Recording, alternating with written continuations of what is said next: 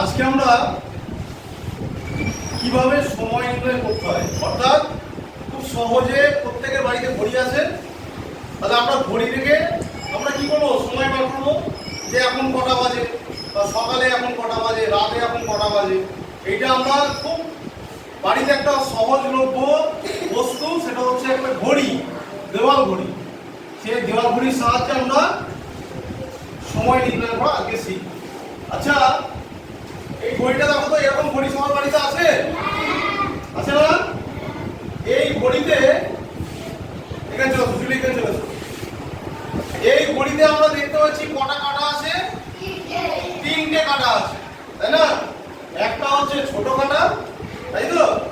একটা হচ্ছে বড় কাঁটা একটু মোটা, আর একটা হচ্ছে ছোট একটা কাঁটা আছে, ঠিক আছে? তাহলে এই তিনটে কাঁটা আলাদা আলাদা নাম আছে, আছে তো? তাহলে এই যে ছোট কাঁটা, এটাকে কি বলা হয়? ঘন্টা কাঁটা। Very good. এই কাঁটাটাকে কিসের কাঁটা বলা হয়? মিনিটের কাঁটা।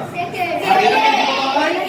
সেকেন্ডের কাঁটা। তাহলে আমরা এখান থেকে জানতে পারলাম কি, ঘন্টা, মিনিট আর সেকেন্ড, তাই তো?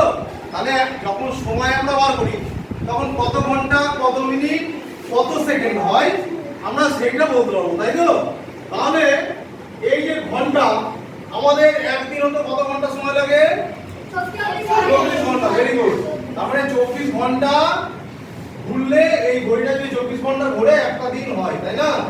তাহলে এই ছোট কাঁটাটা তার মানে পুরো একবার ঘুরলে কত ঘন্টা হয়?